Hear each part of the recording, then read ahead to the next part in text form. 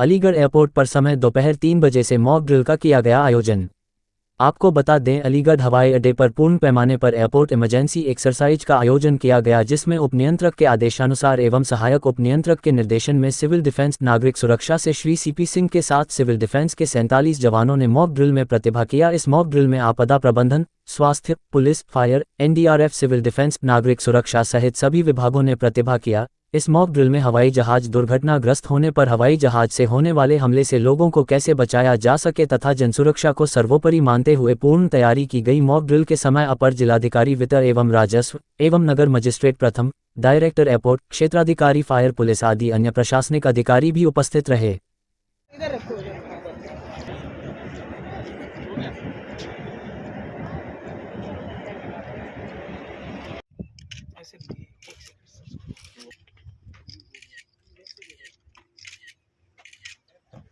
अरविंद कुमार सिंह, मुख्य संबंधाधिकारी अलीगढ़।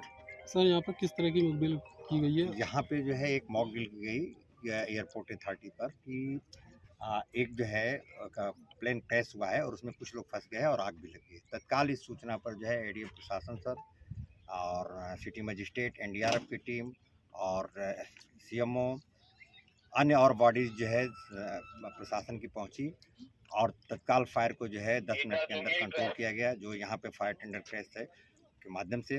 और उसके बाद जो है अन्य जो है गाड़ियाँ तत्काल आईं और मौके पर सारे जो है फंसे हुए व्यक्ति जो थे, जिसमें जो है 8 लोग जो है इंजर्ड थे, उनको तत्काल जो है राहत के लिए भेजा गया। कुछ कठिनाइयाँ हुई जिसे एनडीआरएफ की टीम और फायर सर्विस से संयुक्त टीम ने जो है उस कैजुअलिटीज को निकाला और अभी जनपद के विभिन्न हॉस्पिटलों में भेजा गया है। सर, आने वाली इस जो मॉक ड्रिल की जा रही है तो आने वाली घटना के लिए की जा रही है? बिल्कुल, हम प्रिपेयर्ड रहें कि कोई भी अगर हमारी घटना हो तो हम कितना समय में रिस्पांस करके कितनी जो है कम से कम जो है नुकसान में जो है हम कितनी जो है जान और माल की सुरक्षा कर सकते हैं। ठीक है सर, आज किस तरह की मॉक ड्रिल की है और कहाँ की गई है? आज एयरपोर्ट हवाई अड्डा धनीपुर अलीगढ़ में मॉक ड्रिल की गई थी कि अगर हवाई जहाज स्क्रैच हो जाता है तो किस तरह से राहत और बचाव किया जाता है। तो यहाँ पे विभिन्न विभाग की टीम शामिल रही थी।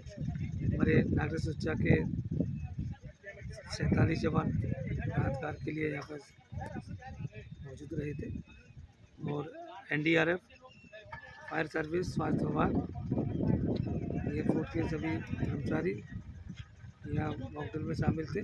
और मॉक ड्रिल की दिखाई थी यहाँ 8 कैजुअलिटी हुई थी।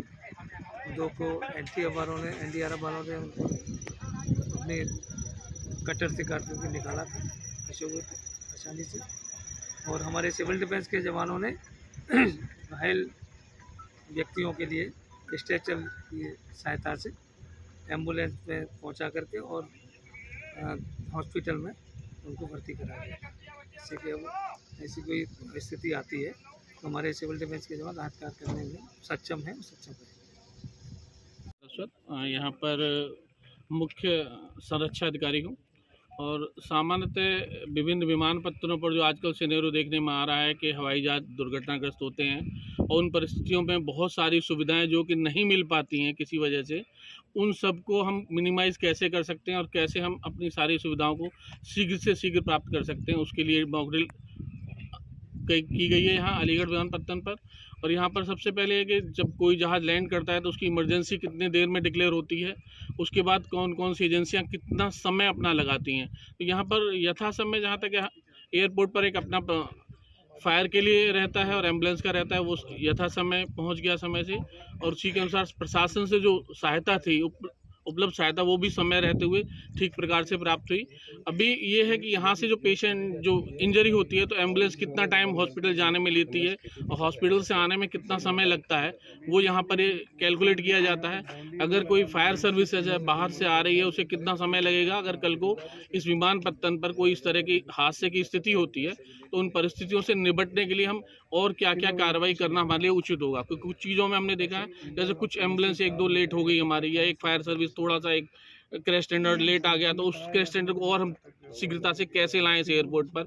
और एनडीआरएफ टीम को, जिसको कि समय रहते और थोड़ा शीघ्रता से आना चाहिए था, उसके लिए थोड़ा सा समय लगा, तो उसको किस तरीके से हम जल्दी से ला सकते हैं। तो कुछ इन्हीं चीज़ों को एनालाइज करने के लिए मॉक ड्रिल की गई है। तो जहाँ तक है काफ़ी हद तक सब कुछ ठीक रहा है मॉक ड्रिल में, और सभी अब एनालाइज होगा, सभी कुछ ठीक ठाक है और मॉक ड्रिल एकदम सफल हुई है। सर क्या जो है जो सामान्य नागरिक हैं उनको भी इस तरह की मॉक ड्रिल सीखनी चाहिए? इस तरह क्या की कहेंगे सर? ये सब चीज़ों को एक दूसरे को जानना आवश्यक है, और समय समय पर राज्य सरकार प्रोग्राम बनाती रहती है और करती भी रहती है, लेकिन लोग उनको समझना नहीं चाहते हैं। अग्निशमन विभाग आग बुझाने के लिए बहुत सारी प्रैक्टिसेस कराता है लोगों की। स्टेट गवर्नमेंट है मेडिकल एड में भाई आप किसको कैसे सहायता करते हैं, एडवर्टाइजमेंट करते हैं। आरटीओ ऑफिस से रोड सेफ्टी वाले ये बताते हैं भाई कैसे क्या कहते हैं आप एक्सीडेंट से बचेंगे, किस तरह से एक्सीडेंट नहीं होना चाहिए। और इन सब के साथ स्टेट गवर्नमेंट का सभी को लोगों को कोऑपरेशन चाहिए, सब लोगों को साथ साथ इन सब चीज़ों को सीखना उचित होगा। ये मॉक ड्रिल का मुख्य उद्देश्य यही है कि किसी विमानपत्तन पर यदि कोई ऐसी घटना घटती है जिसमें जान और माल की हानि हो सकती है, उसको कितना कम से कम किया जाए। तो इस परिस्थिति में जैसा कि आज यहाँ पर मॉक ड्रिल हुई है, और जो हमारा टाइम स्लॉट आया है एम्बुलेंस पहुँचने का या फायर सेक्शन पहुँचने का या और कोई एनडीआरएफ की हमारे पास एड होने का, वो बहुत ही अच्छा टाइम निकल कर के आया है, जो विद इन टाइम है। मतलब ये हमारा टाइम आपका 10 मिनट के अंदर अंदर का है हमारी इमरजेंसी डिक्लेयर होने का, जो किसी भी स्टेशन के लिए एक बहुत अच्छी बात होती है। क्योंकि इसमें सबसे अच्छा पहलू ये है कि हमारा अलीगढ़ ज़्यादा दूर नहीं है। यहाँ पर जो सिटी है अलीगढ़, वो सिटी यहाँ से मात्र 8 किलोमीटर है। फायर सर्विसेज हमारे यहाँ से 10 किलोमीटर दूर है। हॉस्पिटल्स हमारे विद इन 6 से 7 किलोमीटर हैं। तो ये सर्विसेज हमको विद इन टाइम मिली है, और अगर ऐसा कुछ भी होता है इस एयरपोर्ट के क्षेत्र में तो हम लोग उसे सकुशल ठीक से संपन्न करा सकते हैं।